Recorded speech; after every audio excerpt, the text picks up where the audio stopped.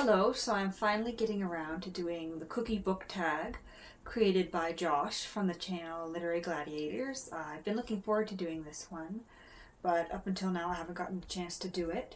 So I have the 10 types of cookies pulled up here on my laptop. The first one is Chocolate Chip, a great American classic. So for this one I chose East of Eden by John Steinbeck. I read this a few months back on the recommendation of Brandon from the channel Books and Beer, and I absolutely loved it. I'd really like to thank him for the recommendation. The second type of cookie is a sugar cookie, a work that gives you a warm and fuzzy feeling. I chose Little Women by Louisa May Alcott. I've read this book a couple of times. I really love the movie adaptations, especially the one from the 40s. I watch that every year around Christmas and in the summer too sometimes. The third one is Oatmeal, a work that makes you think of home. For this one I chose Gone with the Wind by Margaret Mitchell. This is a book I read for the first time when I was 12, and it always reminds me of being young, growing up, unrequited love, failed romances. The fourth book is Gingerbread, Your Favorite Fairy Tale or Folk Tale. Now, I tend to love Grimm's fairy tales, and I almost chose that book, but instead I chose The 12 Dancing Princesses, which is one of Grimm's fairy tales. This particular edition is one that I borrowed time and time again from my local library as a child. I really love the illustrations in this. They're quite unique. I bought this a few years back. It's a library discard from a book sale. I absolutely adore the illustrations. The fifth one is Oreo, a supporting character that steals the story just like the cream filling. Now I have to say I don't really like Oreos. I don't eat store-bought cookies much at all because I prefer homemade. But I picked The Back of the Turtle by Thomas King. The reason I chose this one is because I actually just finished reading it today for a CanLit class I'm taking. The supporting character I wanted to choose was, what's the character's name? Mara.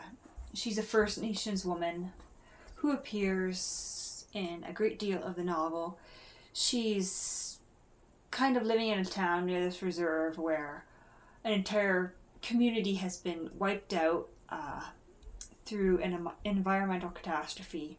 A pesticide got into the water system and killed almost 150 people on this reserve. It takes place, it appears to be in the future, but not too far in the future.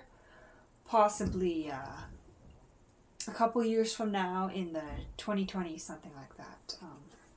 But it was an absolutely fantastic novel, and I would definitely recommend it. I will probably be filming a review of this book sometime soon because it was very, very good. 6 is A Biscuit, a great British classic. For this one I chose A Tale of Two Cities by Charles Dickens. I read this for leisure in my last year of high school. It only took me a couple of days, but I really, really loved it, and I picked up this Barnes & Noble's classic edition when I was in the States a couple summers back. Yeah, so that's the book I chose. Number 7 is Thin Mint, a work you feel makes a difference. For this one I chose Ishmael, An Adventure of the Mind and Spirit by Daniel Quinn. I filmed a review of this book a while back, and I would encourage you to check that out because this is really a great book. Number 8 is Shortbread, a writer that is addicting. I wouldn't really call Shortbread addicting. It's such a rich cookie that I find it hard to eat more than two, but I chose Hugh MacLean. And to represent Hugh MacLean, I chose Scotchman's Return and Other Essays. I talk about Hugh MacLean quite a lot on this channel. The reason I chose this one is because this is one of his works that I believe I haven't mentioned before.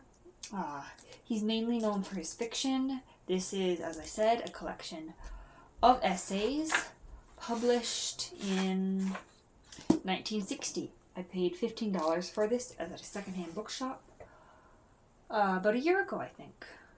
More than a year ago. Number 9, Black and White, a work you feel you are not sure if you like or dislike. I chose Roberto Bolaño's 2666. As you can see, this is as far as I got in this. I really enjoyed it at first, but it just kept dragging on, and it almost feels like it should have been multiple novels instead of one. I got bogged down in the, 200 or 300 pages of accounts of murder. Number 10 is Dog Treat, Your Favorite Literary Animal. For this one, I chose Freddie Goes to the North Pole by Walter R. Brooks. The Freddie series was a children's series that I really loved as a child, and I've gone back and reread many of them since then. Freddie is a pig.